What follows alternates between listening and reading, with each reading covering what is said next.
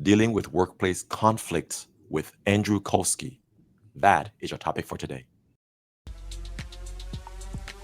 Welcome to the Lawyers and Mediators International Show and Podcast, where we discuss law and conflict resolution topics to educate both professionals and everyday people. Catch regular episodes on YouTube and anywhere you get your podcasts. Just remember, nothing in these episodes constitutes legal advice, so be sure to talk to a lawyer, as cases are fact dependent.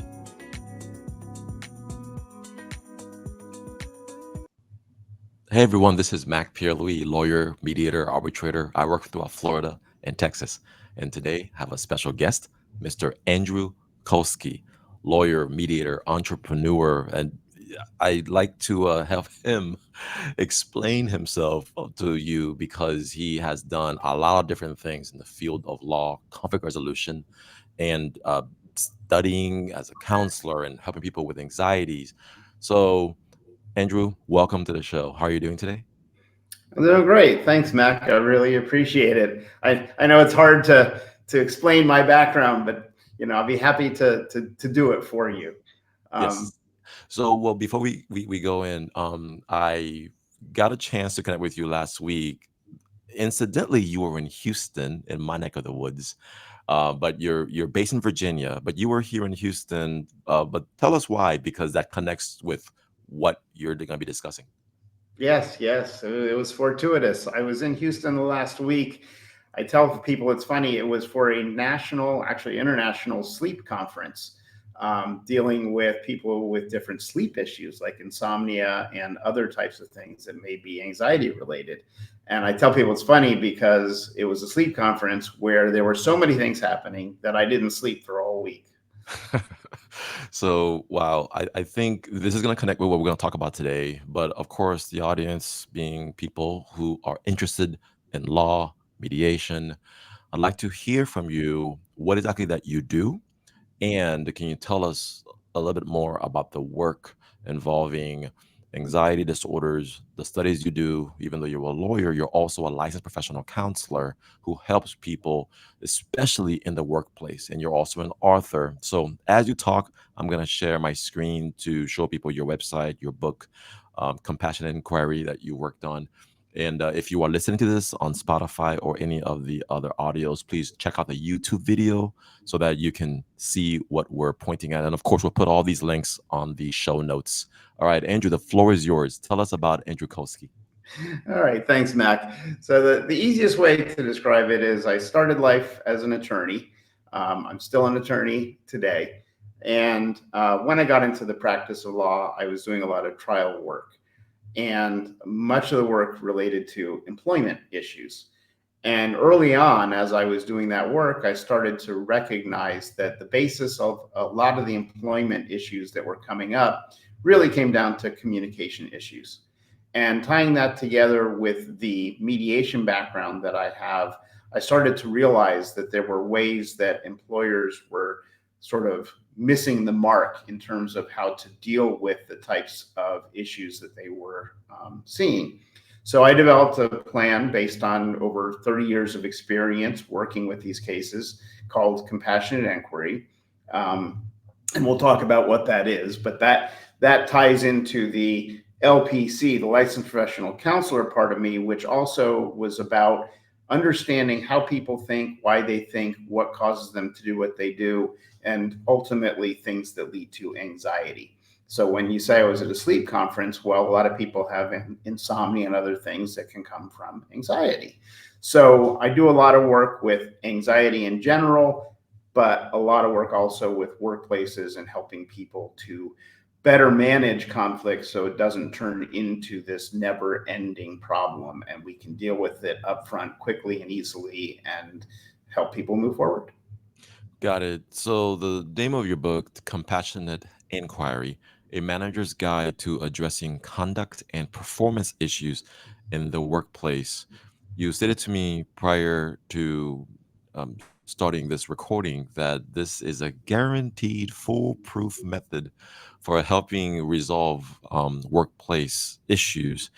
That's a big, bold statement. And so I'd like for you to kind of go into that. Tell us, why is this important, and connect just share some stories as to what's going on in the workplace these days in America, and why the employer needs to get their hands on this project.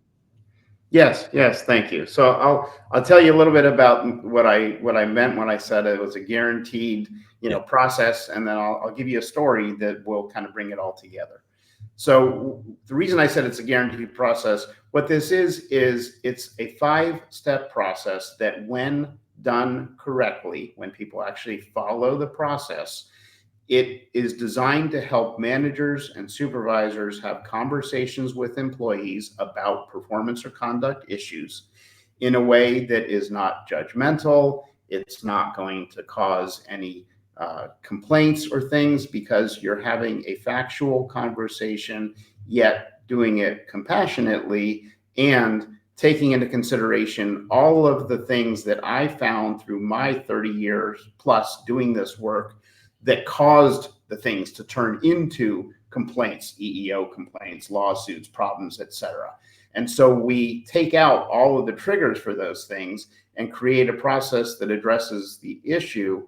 And we use some techniques in there to help the manager deal with anything and everything from an employee who's not willing to accept responsibility, who's deflecting responsibility, the employee who is responsible. So when I do my courses, I always tell the people in the course, I said, I know there's going to be 1 or 2 people in here who are thinking to themselves, yeah, that's great and wonderful, but it won't work in this case.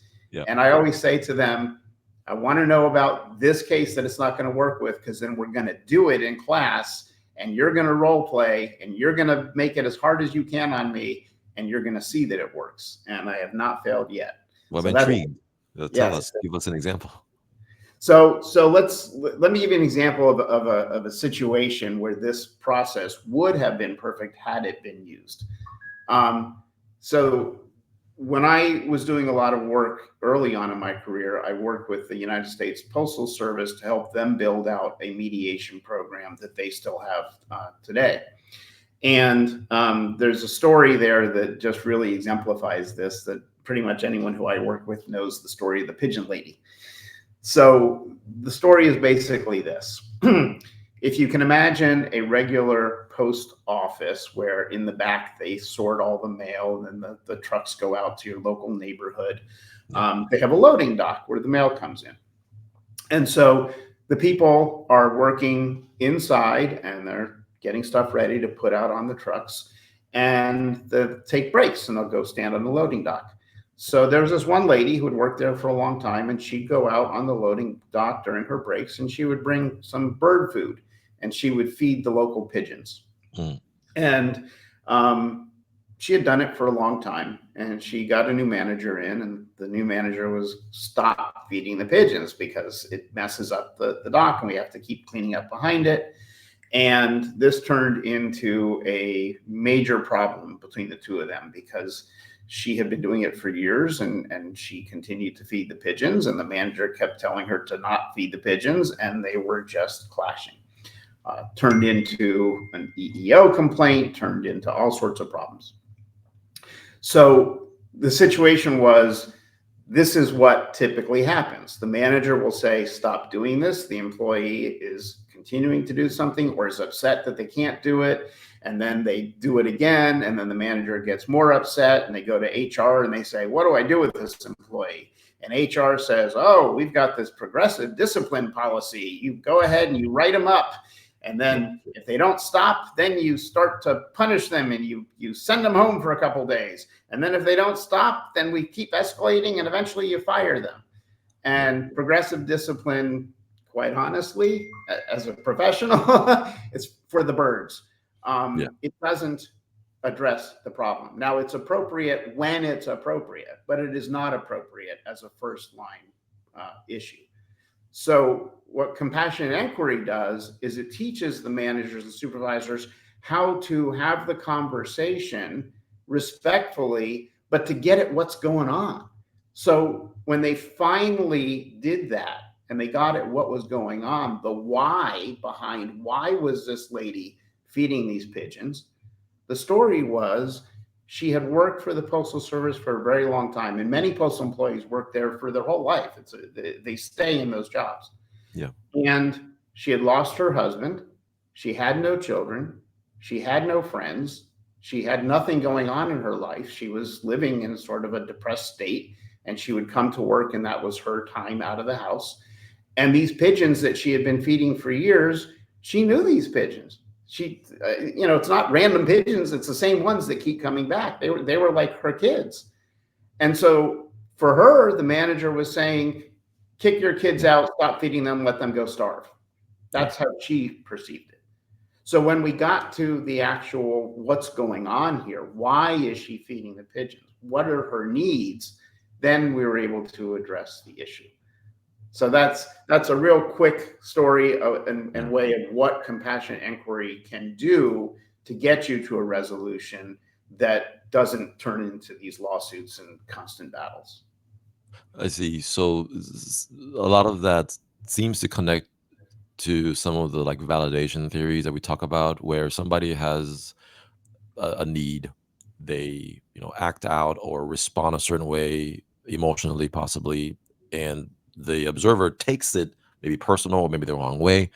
But if you take a second and actually identify the root cause of why the person is, saying what they're saying, it might, I guess, validate their, you know, the reason that they're acting a certain way, and the person will now come out of their shell and hopefully help calm the situation down. Is that a little Mhm. bit of what's going on? That you're validating their reasons for why they do what they do? You are. There's validation, there's acknowledgement, but think about it. How can you appropriately solve a problem until you Mhm. identify what the root of the problem is? Correct. Progressive Yeah. discipline in this case was solving the wrong problem. Yeah. It doesn't address the problem. It just disciplines and over time, and I guess it's going to create a locking of horns effect where you're going to want to one up the person and maybe get the government to come in and spank them in a way, right? Okay, we'll continue. So w- So that's one example, but yeah, apply it for us in other contexts as well. yeah, so let me give you another example because I'm sure that someone listening to this, and I would be one of those people too, would be, yeah, that's a great example, and I'm sure you only give examples of where it works beautifully. But what about all the things that I deal with? I have these employees that you know this wouldn't work with. Well, actually, yes, this will work for them, and I'll give you some examples there. One of the things that happens with an employee who might be a difficult employee, believe it or not, there are difficult employees. Some of them are not responsible as they should be. And those employees, when confronted with the compassionate inquiry process, as with anything else at work, they will do the typical deflection. So if the manager is trying to talk to an employee about coming in late, let's say they're supposed to get to work and start at 9 a.m. and the employee gets there at 9:05 and 9:10 and 9:20, and the manager says, we need to talk about getting here on time, and then the employee deflects. Well, so and so does it too. Why aren't you picking on them? Or how come you only pick on me? And there's several different deflections that I talk about in the book. And the reason that an employee deflects is because they're trying to take attention away from the core issue, which is getting to work on time. And most managers and supervisors, they take the bait of the deflection and they get off into this conversation about the deflection in terms of, conversation is you need to be here on time. You start work at 9 a.m. The employee gives a deflection. Well, but Jim does it too. He comes in late too. And then they get into this whole conversation about, well, Jim can do it because of this, and Sally, that was just a one-time thing. And they get off into this whole, Yeah. conversation unrelated to what they're addressing. In compassionate inquiry, the manager learns what I call the I loop, The and what? it's called the I loop, and it's based on the acronyms that we work out through the book. But Got it. basically, what it is it teaches the manager a very simple, easy way to respond to a deflection in a way where they're not being accusatory, they're not hitting on the emotions, they're simply acknowledging the person's deflection, but they're bringing it back directly to the conversation at hand, and they continue with the process. So there's several points along a conversation that an employee and manager can have where the employee, if they feel that, I'm caught, I did something wrong, they're going to do certain things. It's very, very predictable. And the managers and supervisors who are untrained typically take the bait, and that's what gets them into a lawsuit, and they could lose because they had the wrong conversation. So bringing them back, if the conversation is about getting to work and starting work on time at 9 a.m., then that's the conversation we're going to have. And no matter how much you try to have a different conversation or deflect the conversation, the manager is trained and skilled now to bring them back to the main conversation and solve the actual problem. Yes. So bring the person back to the actual root issue at hand. So I guess the typical method doesn't work, right? Where you resort to punishment. And I take it that being adults, nobody wants to be disrespected, even if you know you owe your employer your time because they're paying you money. You as a human being are still going to want to defend yourself if you're being accused of something. Especially, I think if you're thinking you're being set up because the employer is okay, kind of lying in wait. They're writing things down, taking notes. I think that's what a lot of employers do, right? Which is just do the write up. If they can get enough notes on you, eventually they can just get rid of you and be able to show HR all the different reasons and ways you've messed up. So, but that's, I guess, tempting. How do you dissuade employers from going down that traditional route and doing Right. this instead? So, and that's a great question that's asked all the time. And the traditional route still exists. I'm not telling any employer, get rid of your HR process. I'm not Yeah. saying that at all. What I am saying is that when you only go down that route, you have an employee who I heard an attorney say this once, the employee quits but stays. So they've stopped working for you, but they're there. They're on the payroll. They're taking up Yeah. space. The work's not being done. And Correct. then you're going through all these expensive, time consuming legal battles, wasting the manager's time. And Yeah. eventually that turns into more wasted time with HR, and then eventually more wasted time and money with legal issues and so on and so forth. And it doesn't need to get to that. If you start off with compassionate inquiry, then you can address the process, part of which is, now I've had the conversation with this employee about getting here at 9 a.m. This particular employee is being defensive. They know that they are wrong, but they don't want to admit it. And so the process sets up a goal for how we're going to try and address this. If they do not meet those goals, okay, then they know the next step is the progressive discipline process.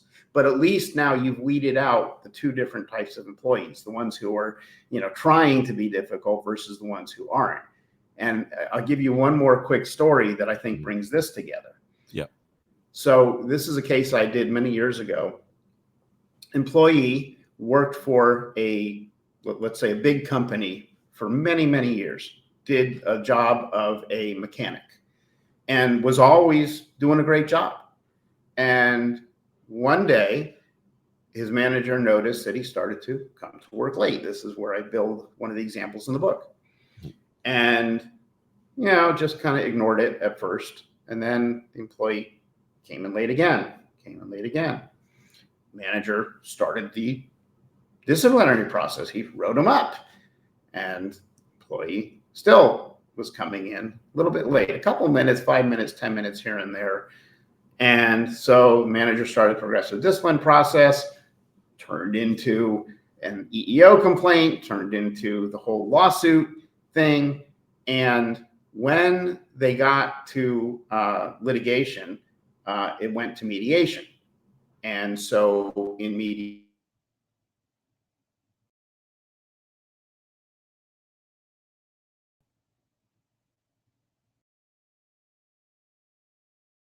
if you looked at it on Tuesdays and Thursdays, why was he coming to work late on Tuesdays and Thursdays? Well, nobody ever asked him, and he didn't tell either.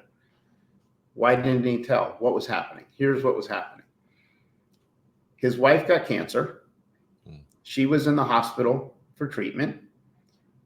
They had young kids. The kids had to be prepped for school and sent to the school bus. Dad had to wait with the kids till the bus picked them up. They had a car, which broke. Now they had no car. Dad had to take a bicycle to the hospital to check in on mom, dealing with the kids, getting the kids to school, then wait for the city bus, which was not reliable, to get him to work pretty far away from his home. So the poor guy was waking up at the crack of dawn trying to do all these things before getting on the bus to take him to work, and the bus would get him there late because the bus is not totally reliable. Now, had the employer bothered to ask, they would have found this out rather than just writing him up, And this was a good employee for many years. So what happened to mediation? Well, in mediation, this would have happened in compassionate inquiry, but it happened at the back end in mediation. And what they did was they found out that this employee actually lived very close to another one of their facilities who happened to also be looking for a mechanic. Yep. So they temporarily moved his work duty location to the one right next to him instead of having to take the bus all the way across town, and worked with him, understanding now what his schedule was and what was happening. And now they kept a good employee, and they had a good relationship because they treated him as a human being, as opposed to the first way, which was, punish, punish, punish. Punishment is not going to get you what you want. It's just not. Yeah, so that's a good example of, at the very end, they both got what they wanted. The employer needed somebody, local, and he needed a local jobs that would expedite, what he was going through, so that he doesn't have to take the city bus. So classic interest-based mediation, example. So thank you for all these examples. So bottom line, progressive punishment. I think that's the word you use, right? It's progressive discipline, typically, is how it's called. Yeah, progressive discipline in the workforce. You're not saying to put it aside. It's just one tool in the arsenal, but now there's another one, and that is compassionate inquiry, where you are asking questions to get to the root issue so that the people will get their voices heard and hopefully address the underlying problem. But I think you're still going to get people who are going to be defiant, that and or maybe be a jerk, right? I don't know. I haven't been an employee in a very long time. I've been working for myself for years, since 2014. So haven't had a boss, in forever. So I kind of forget how it feels like to, have to deal with somebody over me. But for all the other people who still, have bosses and have that fear of being potentially written up, or you gotta do things a certain way, otherwise your boss might get upset. Um, is this book good for the employee as well? Because it seems to be marketed towards the boss and the employer. But would you tell somebody out there who might be who has a boss that might be giving them a hard time, do you think that might be good for them to pick up as well? Yeah, no, I'm glad you asked. And the answer is yes. And let me tell you why. So primarily it was written for managers and supervisors because of all the reasons that I've stated. But when we go in and we do training, we're not trying to hide from the employees what this is. So we decided, hey, if the employees want to take the training, that's great too, because there's nothing hidden about the process. It's very straightforward. Everybody should know what it is. It works the way it works, whether the employee is a jerk or not. It will tell you whether the employee is a jerk or whether there's a real issue to be resolved, and it'll give you the tools to resolve it in either case, which is why I keep giving that guarantee. Guaranteed it's going to work. But anyways, for the employee, and I'll tell you, I have used it myself in the past as an employee on my managers. It's called managing up. And if your manager is maybe not acting appropriately, and there's plenty who don't act appropriately because they're not trained, that's the company's fault. Yeah. Then you can use the same process and get the same result. You're just doing it upwards instead of it coming downwards. Interesting. Managing up. Uh, well, that sounds like a employee somebody would want to have, Yes. trying to resolve conflict resolution. So, what about in this new modern day that we live in, though? Because now we have people working from home. You've had 30 years of experience, but COVID was just 5 years ago when everything got shut down and we were all locked up and on Zoom. Does this still apply in the modern workspace as well? Great question. And the answer is absolutely yes. Because humans, whether they're physically sitting in a workplace or sitting at home on a computer, they're still humans. They still have the same types of conflicts. They still respond to conflicts in the same way. And, you know, think about like the legal profession. Let's take that as an example. A lot of lawyers have drinking problems because of the high pressure that they're under. And then you look at some of the larger firms and all with the tremendous pressure. I have a lot of lawyers that are clients of mine. Yeah.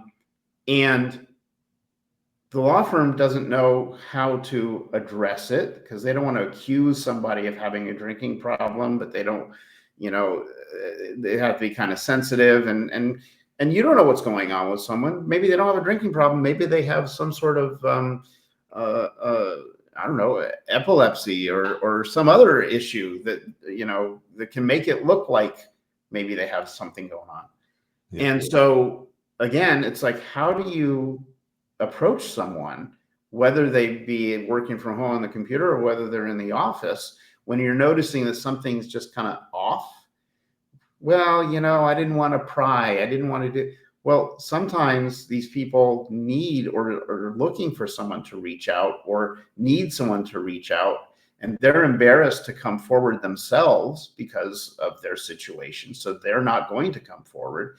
And then everyone kind of pretends that the problem doesn't exist until it blows up one day. Yeah. And so with this process, again, whether they're working from home, whether they're working in the office, if you notice there's something that's not quite right, it gives you a way to address that, again, in a compassionate, respectful way that will help you to address that problem and then find out, that there really is an issue that needs to be addressed here. And the employee is grateful that you reached out. And sometimes maybe not grateful, but relieved that you reached out because now they can finally address this, elephant in the room type of thing. Yeah. And so it's designed for that as well. And that's why the title is what it is, the compassionate inquiry.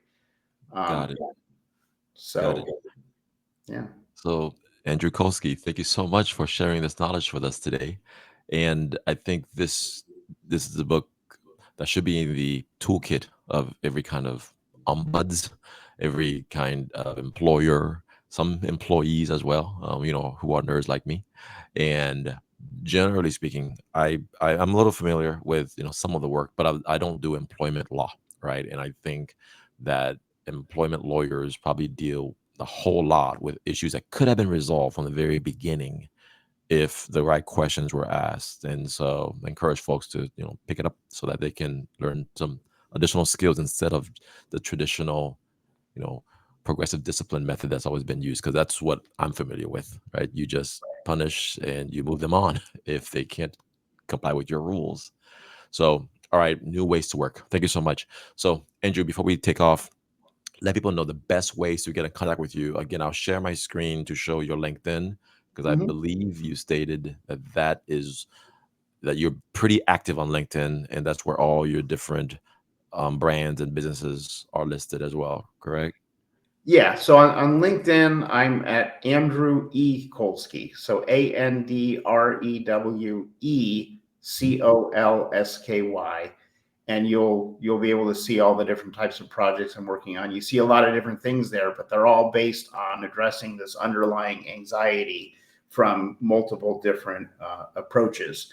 And then I also have a website that you can find me at, a contact link and all, which is centerforprofessionalcounseling.com. Great. I don't highlight a lot of the mediation business there because Mhm. the clients are more looking for the anxiety work, but Yes. I do for over 30 years, I've been doing mediation and workplace conflicts. Yes, awesome. But you're based in Virginia, but you work nationally. I know you have multiple law licenses in different states, and you're a therapist, licensed professional counselor, even in Florida, right, where I'm also based. Yes, yes. I started off everything in Florida, and now I'm in Virginia. The mediation work and the employment work I can do anywhere in the country. The counseling I do primarily Florida and Virginia, but I'm slowly starting to expand. Awesome. Well, the Zoom boom helped a whole lot of us out to be able Yes, to it connect did. with people all over the country and the world, really. All right. Andrew, thank you so much for coming on. I appreciate it. And folks, check out Compassionate Inquiry and follow Andrew on LinkedIn. Okay, guys, until next time, thank you so much for tuning in. Check everything out on lmipodcast.com. Take care.